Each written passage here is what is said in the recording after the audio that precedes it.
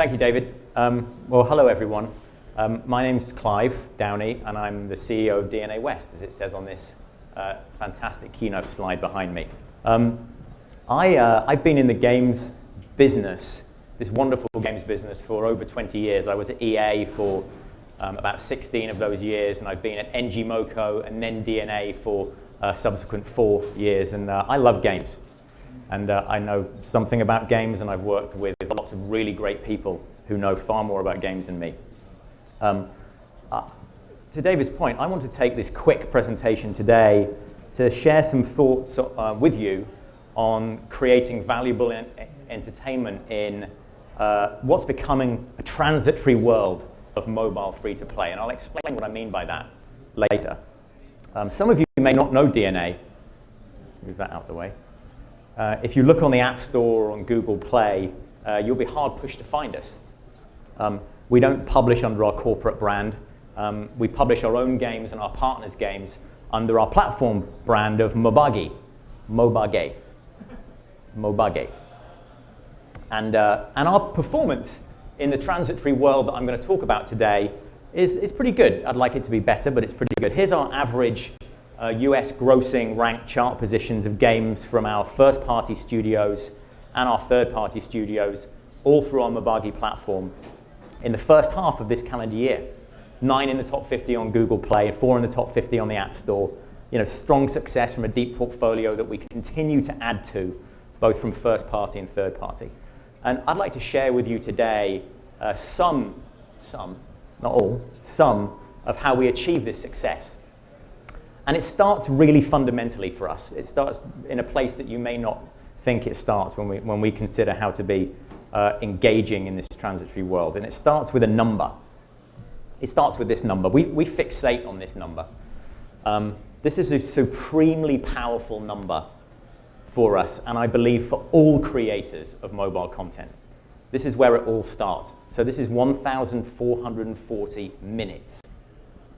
It's the number of minutes in the day that everyone in the world has, regardless of where they are, regardless of where they came from, regardless of how much money they have, regardless of their education, regardless of who they are and what they want to be. It's a beautiful common denominator when you think about creating content. Time, therefore, because of this power, it's the most valuable of commodities. It's the most valuable commodity that consumers, that human beings have to give to people who create things. And it's available to us, to you, if you make games, like never before. Now, how, as consumers, we choose to use our time is a function of our environment. It's a function of the tools that we have to consume things at our disposal. And it's a function of our desires and our needs. And as content developers and service providers, how to unlock people's time, how to unlock moments of this 1,440 a day, how to get in there and get engaging and retentive. That's the ultimate question. How can you do it? How can you be meaningful and drive engagement within this paradigm of 1,440 minutes a day? Now, this simple rectangle represents the 1,440 minutes in the day of an average Western consumer.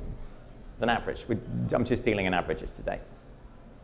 With the predominant environment conditions or needs that are in those moments outlined on here. You know, people sleep for a share of their 1,440 minutes a day. Some people more than others. I don't sleep much. Some of you may sleep more. People travel. They go to work. People eat. People relax at a moment in the day, usually in the evening. And then people go to sleep again. Now, in the grand scheme of things, not so long ago, if we made, as content creators, let's just say, TV programs, we'd have to rely solely on the time in the day when people were in front of their TVs. That was the only time within their 1,440 that would be able to target. And if, as content creators, in this grand scheme of things, we had chosen to make movies, well, that would have been even worse. You know, people have to get to the theater. People have to get to the theatre. They have to make a choice to go to the theatre. They have to go through that process and remove the obstacles of getting to somewhere else within that chosen time to consume what they want to consume. And if we made games, the ability for us to reach people was restricted by there only being a small amount of 1,440 minutes a day when consumers were actually in front of their gaming consoles.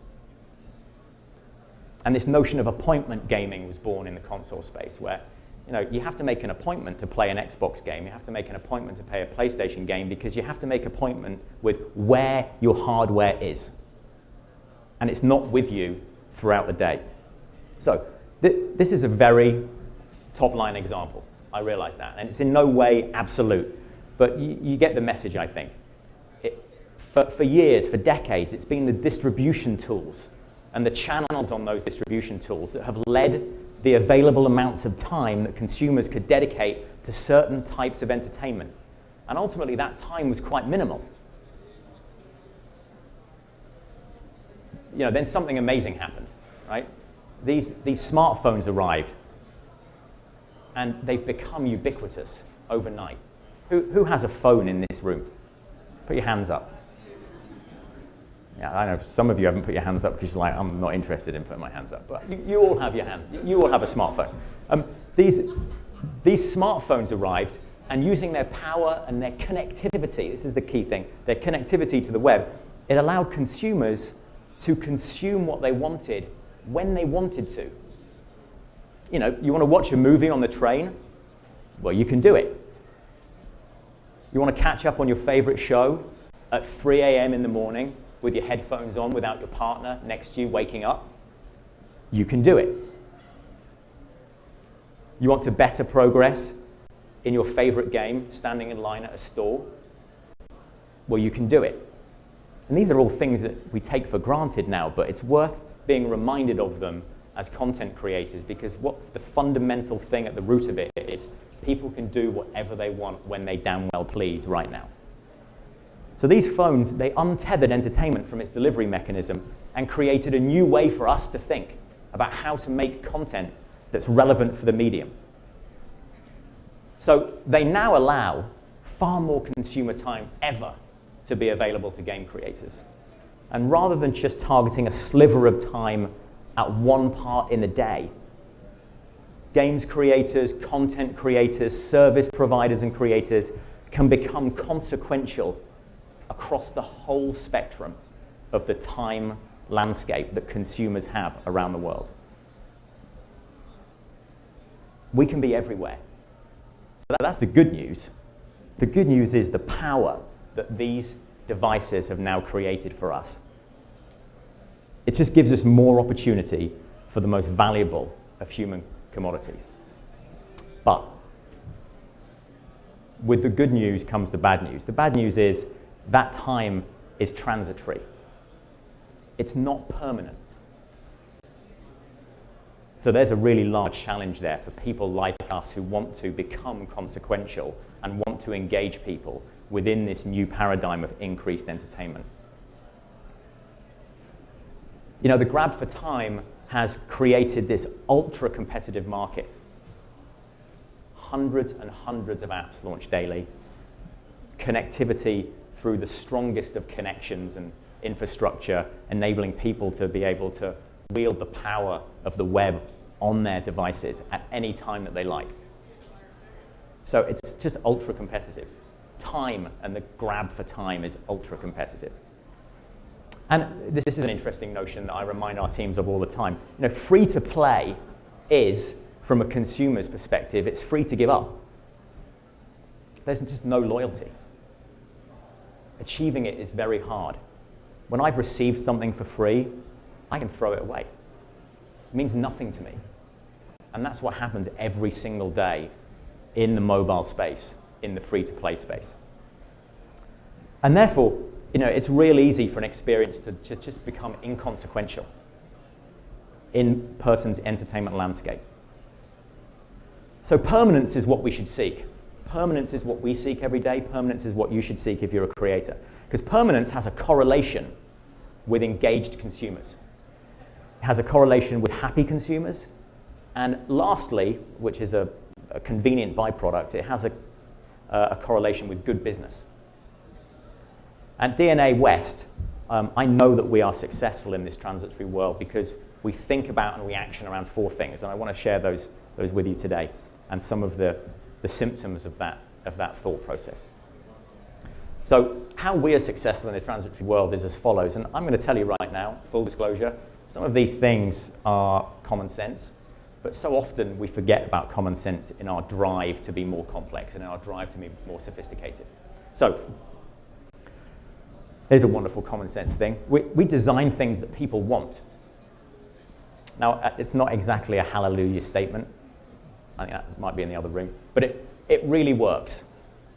It removes unknowns if you can have certainty that consumers will be attracted to a game and, more importantly, play a game a certain way and for a certain amount of time.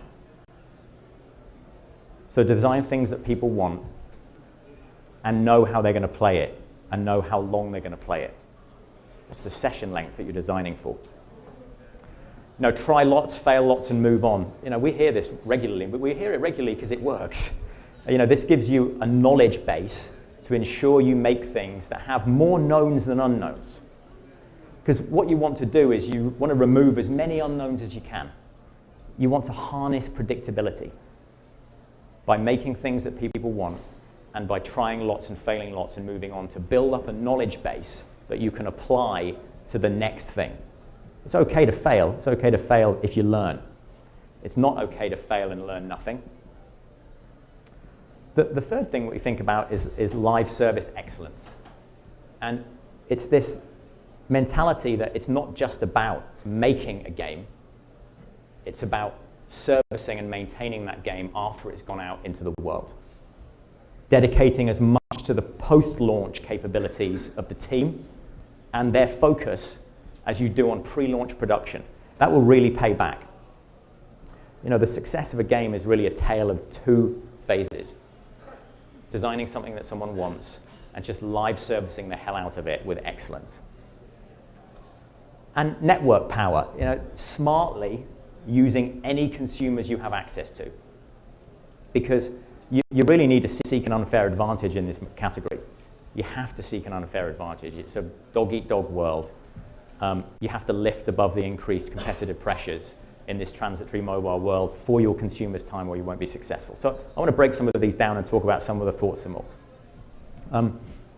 Now for us, designing and crafting a hit is finding the perfect balance between audience appeal, between competitive execution, and between innovation. It's about knowing your audience, as I mentioned. Start your journey with an idea of your destination. Start your journey with an idea of your destination. And think, why will large numbers of people find the pretense of my idea appealing? People don't ask themselves that question enough. Will a large number of people really care about what you're asking them to do? And defining the destination early on ensures you can spend time moving towards that destination rather than spending time trying to find that destination and marginalizing the talent of your creative teams. Nothing marginalizes the talent of creative teams and not stating what your end goal is because of a desired need with consumers, and then just moving all around the map and, at the worst case, doing U-turns, which really, really demotivate the morale of the team and don't allow you to be agile. So on competitive execution, this is an interesting point that we remind ourselves of all the time. Many game genres already have a standard that's expected in their basic areas. Those basic areas being their control, their user interface, their social features, their load time, those kind of fundamentals. And you have to ask yourself, how can you compete and execute competitively in those areas to firstly deliver acceptable levels of quality, and secondly exceed them? Because achieving small wins of delight and achieving a critical mass of fine polish in those competitive areas that you need to execute on, the fundamentals of a game, will do one very simple thing. It will make the experience a comfortable, enjoyable place to be every time. Every time. it will mean that people come back and want to come back because the fundamentals, I see it as the architecture of the room, not what's in the room, the architecture of the room you're asking someone to come into just feels good. The door opens right, it opens the right way and it doesn't get stuck, right? The painting on the wall looks good and it fits what you want. The atmosphere is great. And then you can make all of the great things in the room more exceptional through innovation. Now, innovation levels can vary. Trying to over-innovate across all parts of the experience is a very risky experience, a very risky proposition, and it's going to increase the risk profile of the project. So surprise consumers in new areas, but pick your battles. On the Drowning, our free-to-play first-person shooter that's going to launch very soon, maybe this week, we innovated in 3 areas at the same time: control, visuals, and bringing shooting to first-person shooter. And it was a risky proposition, but we chose the battle and we went through it and fought the good fight on it. But it was a risky proposition. Alternatively, in Transformers Legends, which I'm going to talk to you more about, we innovated in one area, in the graphical approach to the assets that people were collecting, in the graphical approach to the Transformers themselves. We applied a great graphical filter to them that was innovative in the space. It put a faux 3D effect in, and it just delighted people beyond belief. It was great. So, surprise in new areas and pick your battles. And then lastly, the process repeats itself when the game transitions to a live service. We evolve it in all areas as its life continues. Our games are more successful a year after their launch than on the day they launched and in the subsequent weeks and months ahead, because we live service evolve. Now, try lots, fail lots, and build a knowledge base. We try and fail lots of things. There's still far more that we don't know than we do know, so we acknowledge that. We are not the masters. There is more for us to learn every single day. But we like to narrow the odds by taking what we've learned and using existing server and client code as a systemic basis for some of the in-game features in our new games. We're very fortunate to be able to do that. We've launched a lot of games. Some of you in this room have helped us launch these games, so thank you very much. And this gives us lots of options. Between our first-party games and our third-party games, we've launched over 120 apps to the App Store. As our original pre-acquisition company, NG Moco, we built high-quality premium games, building pipelines and tech. Then we were there at the start of freemium with games like Epic Pet Wars, Touch Pets Dogs, Eliminate. And We Rule and Godfinger followed and paved the way for our knowledge. Some were wildly successful and some were wildly disappointing, but all, regardless of their commercial success or failure, were learning moments that we encoded into the company. And we still take that learning today. So you can do that, or you can partner to fast-track that knowledge. And we actually had that benefit too, so I know it works. I'm talking from experience. In the second phase of our company, when we were acquired by DeNA, we combined that deep history of trial and failure as a Western business with the knowledge and benefit of having a very successful Japanese parent company. And this fast-tracked our Western knowledge. And DeNA provided us with a Pandora's box of learning to draw on and innovate around. And we diligently applied all of that learning and released 6 games from our internal studios over the course of 18 months. Things like VIP Life, Dragoncraft, Quest and Sorcery, Blackjack, Galaxy Assault, and Monster Tracker. If you were lucky enough to play one of these games, then well done. They're now collector's items because they all failed. So you should remember those halcyon days of playing these games.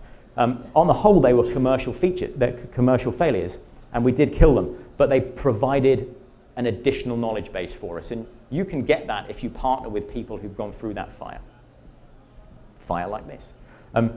There was still much for us to learn, and it took kind of another product cycle, and it's kind of burning our bridges to finally fuse our creative sensibilities in the West with the engagement knowledge from Japan, and get to a point where we now have crafted, I believe, a very deep portfolio of products from our first-party studios in the West. Things like Hellfire, Monster Match, Transformers Legends, Blood Brothers, G.I. Joe, Dungeons and Dragons. And additionally, we've used that learning to benefit some of our third-party products, such as Flutter and Motor World Car Factory. So get a knowledge base, either by going through the fire yourself or partnering with someone who has. That will really help you get consequential engagement in this world. Now, the results of these opportunities and applications of learnings they're best measured in metrics. And we prefer to measure them in the happiness of our customers. But sometimes we have to use metrics to demonstrate the end results of the happiness. And so I'm going to talk you through some metrics today that kind of bring to life not just my qualitative, but the success that I'm talking about. I think we're pretty good at designing games that people want to play a lot. Across our portfolio, the average amount of time played per day in our games and our partners' games by our consumers is 55 minutes. Now think about that 1,440, that total amount per day. You know, assuming that people sleep for a third of their day, 55 minutes represents just over 5% of the remainder. And I like that. We have 5% of people's available time. We want more, and you can have more too. It's there if you make things that people want and you have the excellence that I'm talking about. Now, getting to live service excellence as quickly as possible is really important. Achieving it will build on the great game you've made with attention to competitive execution, appeal, and innovation, and put you in a great place for retaining engagement. We relentlessly manage the relationships with our customers. I wouldn't say that we're perfect. We let people down sometimes. We're just human. And we always need to get better. And our focus starts with events as part of the core live service offering. That's what we orientate around. Now, events, in the parlance of games, often means kind of an aesthetic layer that's applied over a game, a theme, if you like. And the fundamental gameplay, though, remains the same when that happens. It's only temporal. Excitement is only temporal, as you see here. The events cause a little bit of an excitement bump. And once the thrill of new visuals or new characters has worn off, you're back to the same feeling. You're back to the steady rhythm of the game. And we find that that just is not retentive and it's not engaging for people. That's our experience in this transitory world. So in our events, we change the rhythm of the game by adding in time-based gameplay features that ask the player to perform different actions. They make the game feel different, legitimately. And usually those actions are in collaboration with other players or in competition with other players. Yes, there's a fictional wrapper to them. It's important to have a premise, but the critical aspect is that it's not just an aesthetic layer. It's an interactive layer. Each event is a new interactive layer. And we curate those events from beginning to end, often hourly. We wrap a reason around them, and using our analytics and feedback from consumers, we alter the feel of the event to ensure the maximum satisfaction for our consumers. And the result is excitement curves that are far more pronounced than those for simple content-based events. And satisfaction for us in this transitory world is measured in engagement. We know we're successful when this happens. This is the engagement curve for Transformers Legends, which is on iPhone and on Android, during event cycles. Transformers Legends is made and it's live serviced by our team in San Francisco, and it's a perfect example of everything we've talked about today. It takes innate creativity, layers in knowledge from a knowledge base, and it designs something that a defined group of people want and innovates in a specific area. The blue line is the total minutes played per consumer per day. The team in San Francisco have iterated on the game over its life so that now events draw a peak of close to 90 minutes per day during an event cycle, with an average over 1 hour of playtime through the event, with sessions of around 20 minutes, and that's shown on the red line. The engagement maps to retention and makes Transformers Legends a consequential piece of entertainment for the consumers playing, stopping it from being transitory as it becomes a permanent fixture in their day. 90 minutes, a permanent fixture in their day. You know, our social gaming network, Mabagi, just really quickly, also allows us to promote new consumers into games at the optimum moment. This is the power of a network, usually right before an event. It puts people in the right places at the right time, so we continue the cycle of engagement. We're able to bring in tens of thousands of new consumers into games per day using the power of our network. Now, lastly, let's talk about business. It's a convenient outcome from engaged and happy consumers in our events, and that's the monetization that we have. We can measure that in different ways, but the most relevant metric is ARPDAU, the average revenue per day from each daily active user. For those of you who don't know, it's derived from total revenue divided by daily active users. A minute ago, I showed you the engagement for Transformers Legends, and I'm going to show you the ARPDAU numbers for Transformers over the same period. The average revenue per daily active user is 66 cents from retained, engaged, happy users using the principles that I've talked about. And you see how over each event period, the shape of the curve is uniform as our live teams build consumers to a crescendo moment. Peak ARPDAU reaches over $2. I'm really impressed and proud with our Western teams, that they've been able to use the philosophies that I've talked about today to grow consequential engagement, permanent retained players that reduce this transitory nature of the free mobile category, and ultimately a sustained leading business on mobile in the West. We're really happy to share some of our thinking with you in this short presentation. So in conclusion, how can you be successful in the world? Remove as many unknowns as you can. Design things that people want. Think about what's appealing to consumers in the time that they have available. Think about what's appealing in the time that they have available. How to execute competitively and innovate in the right places. Try lots of ideas and move on and codify that into a knowledge base. Seek an unfair advantage any way you can in this space. Live service excellence is a non-negotiable, and it comes down to that knowledge base, and it comes down to the capabilities of your people at the end of the day. Learn it, innovate on it your way, or seek it out and beg, borrow, or frankly steal it. And network power in the competitive, noisy world of mobile is crucial. Earn it or partner to get it. Doing these right is going to narrow the odds and allow you to tame the transitory nature of what I believe is still a nascent market, and you'll be more successful, and you can grow the market with all of us, with DeNA, with everyone else, and we'll bring more consequential content to mobile globally, which is really what it's all about. It's just delivering great things to great people.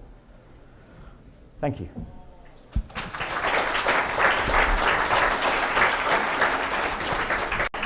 Thank you, Clive. I will say that was definitely worth the 8-month wait. Good. Thank you. I think we have time for one question. Would you like to take a question? Sure. Does anybody have a question for Clive? Because I'll fill in with my question if you don't. All right. I just want to ask about the sort of life cycle averages that you're seeing then. How are you seeing the increase of that with the new sort of the new approach to loyalty? Right. So the life cycle averages of the game or the consumers? The consumers' life cycles have increased. I'm not going to get into specific retention numbers, but high double-digit percentage increases. So the good news is if you have engaged consumers, they come back more for longer. And the events, because they are offering different things, we don't just have one event type, we have multiple event types, and we constantly evolve those to maintain. You plan those early in advance. I mean, you plan over a 6-month period of events. So the question is, do we plan over a 6-month period the events? We plan in production of a game the event types that will go around that central, the central interaction, and then we plan our event. Our event plan is like a 45-day rolling plan. Because we don't always get it right, so we need to change things.